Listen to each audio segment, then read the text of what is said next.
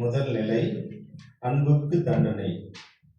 திவ்ய இயேசுவே, உம்மை ஆராதித்து வணங்கி உமக்கு நன்றியறிந்து தோத்திரம் செய்கின்றோம். அது ஏனென்றால் ஒரு பாரமான சிலுவையை கொண்டு உலகத்தை மீட்டு ரட்சித்தீர்.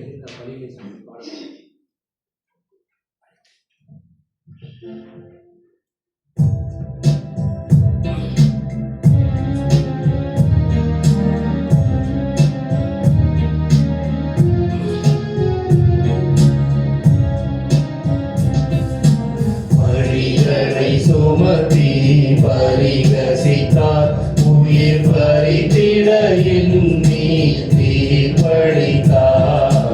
பழிகளை சுமதி பரிகசித்தார். எனக்காக இறைவா, எனக்காக இடர்பட வந்தீர். எனக்காக இடர்பட வந்தீர். எனக்காக.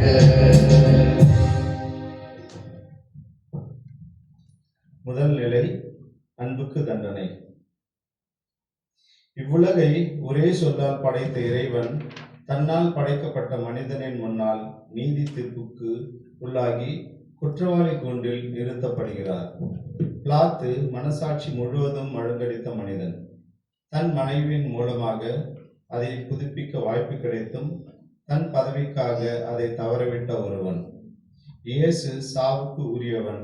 எனவே ரோமையர்களின் உச்சபட்ச தண்டனையான அவமான சிலுவை சாவு வழங்கப்பட வேண்டும் என்று யூத சங்கம் முழுமையும் முயற்சித்தது.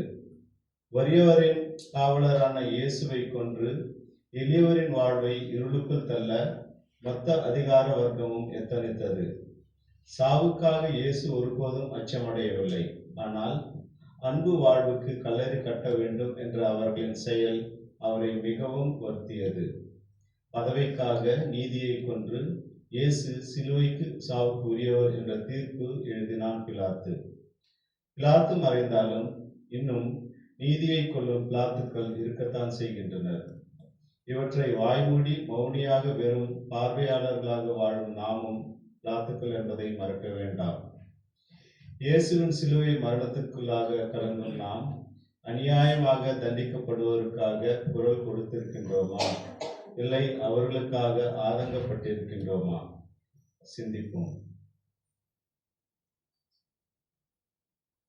ஜெபம்.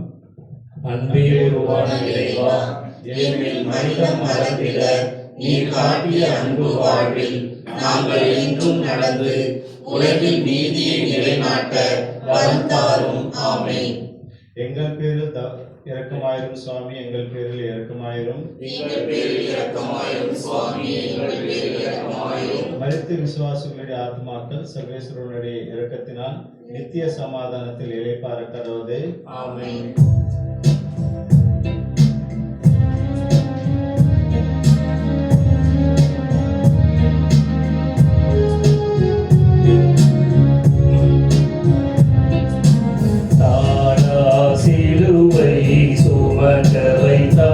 உம்மை மாளா துயரா துடிக்க வைத்தார். தாழா சிலுவை சுமக்க வைத்தார். எனக்காக இறைவா, எனக்காக இடர்பட வந்தீர். எனக்காக இடர்பட வந்தீர். எனக்காக. இரண்டாம் நிலை, அன்பின் தோளில் உலகம். திவ்ய இயேசுவே, உம்மை ஆராதித்து வணங்கி உமக்கு நன்றியறிந்த தோத்திரம் செய்கிறோம்.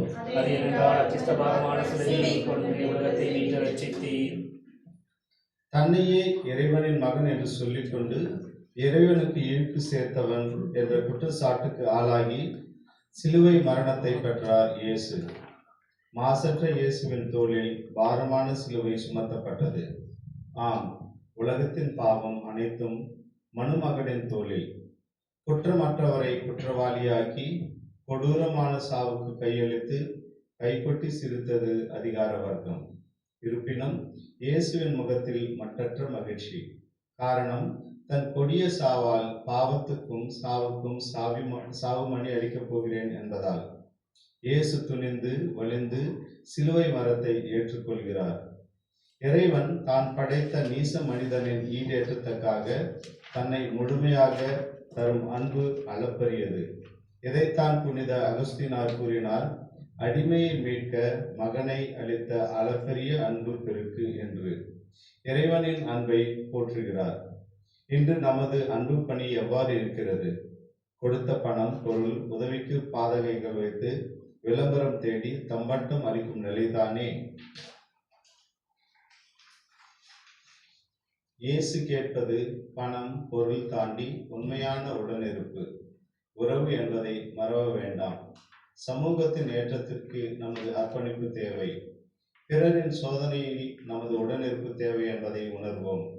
அன்புள்ள மனிதர்களாக வாழ்வோமாக. சிந்திப்போம். ஜெபம். இரக்கமிகுந்த இறைவா, நாங்கள் மீட்பு பெற உம்மையே எங்களுக்கு முழுமையாக தந்தீர். அதுபோல நாங்களும் எமது உறவுகளின் வாழ்வுக்கு முழுமையாக அர்ப்பணிக்க வரம் தாரும். ஆமென். எங்கள் பேரில் தயவாயிரும் சுவாமி, எங்கள் பேரில் தயவாயிரும். எங்கள் பேரில் தயவாயிரும் சுவாமி, எங்கள் பேரில் தயவாயிரும். ஆமென்.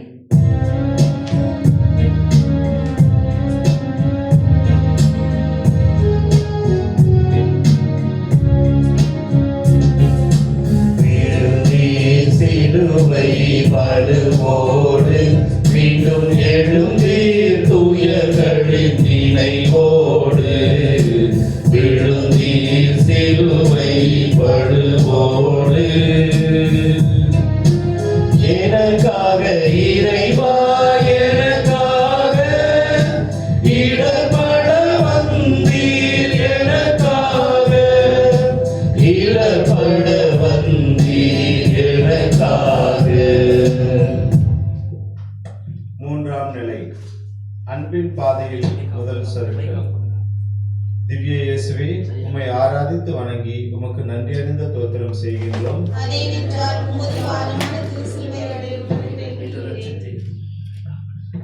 இயேசுவுக்கு இருப்பது தோல் வலியோ அல்லது உடல் வலியோ அல்ல, மாறாக மனவலி. மனிதரின் மாறாத குணம் தரும் மனவலி. அன்பு செய்யப்பட வேண்டும் என்றார் புனித அசிசி பிரான்சிஸ். ஆம், அந்த அன்பு இயேசு போதித்த நற்செய்தி வாழ்வே. 3 ஆண்டுகள் இதற்காகவே கிறிஸ்து தனது வாழ்வை அர்ப்பணித்து மனிதர் உண்மையான மகிழ்ச்சி பெற உதவினார். ஆனால் மனிதரோ கிறிஸ்துவை மறந்து இழிவான வழியில் கிடைக்கும் சிற்றின்பத்திற்கு அடிமையாகும் நிலையை கண்டு இயேசு கலங்கினார். கலிலேயா தொடங்கி எருசலேம் வரை இயேசு உண்மையை உரைக்க போதித்தார். ஆனால் மாறாக மனிதரின் நிலையை கண்டு இயேசு தடுமாறுகிறார். அதுவே இந்த சறுக்கல் தான். ஆனால் இயேசு விழுந்து கிடக்கவில்லை, மாறாக எழுந்து சிலுவை சுமக்கிறார். மனிதர் குணம் மாறும், அங்கே மனம் வாழும் என்றே. அன்புக்குரியவர்களே, நமது மனமும் குணமும் எவ்வாறு? நம்மில் நம்பிக்கை வைத்து நம்மை படைத்த இறைவன் முன்னேறி செல்கிறார். நாம் பிறரின் வலியை போக்காது உதவி செய்கின்றோமா அல்லது பிறருக்கு வலியை ஏற்படுத்துகின்றோமா? இன்றைய உலகம் காயங்கள் நிறைந்து காணப்படுகின்றது. அக்காயங்களை குணமாக்குவது யார்? நாம் தான். நமது நம்பிக்கைதான் என்பதை இயேசுவின் பயணம் நமக்கு உணர்த்துகின்றது. விழுந்து கிடக்காமல் எத்தனை இடைப்பாடுகள் வந்தாலும் எழுந்து நடப்போம். காயமற்ற சமூகத்தை அமைக்க வலு சேர்ப்போம். ஜெபம். நம்பிக்கையில் இறைவா, எங்களது வாழ்க்கை பாதையில் நாங்கள் சோர்வடையாமல் துணிந்து என்றும் சென்றிட வரம் தாரும். ஆமென். எங்கள் பேரில் தயவாயிரும் சுவாமி, எங்கள் பேரில் தயவாயிரும். எங்கள் பேரில் தயவாயிரும் சுவாமி, எங்கள் பேரில் தயவாயிரும். மரித்த விசுவாச ஆமென்.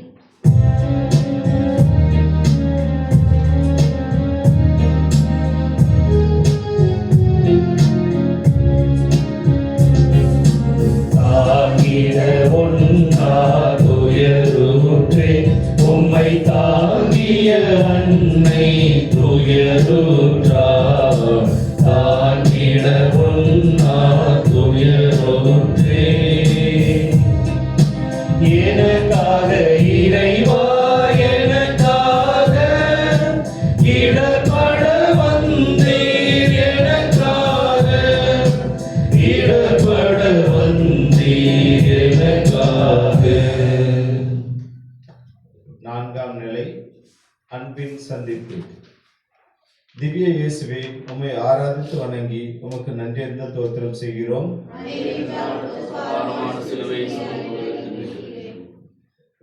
ஆண்டவர் இயேசு தனது அன்பு தாய் புனித மரியன்னையை சந்திக்கின்றார். இது 2 உயிருள்ள அன்புக்களின் சந்திப்பு.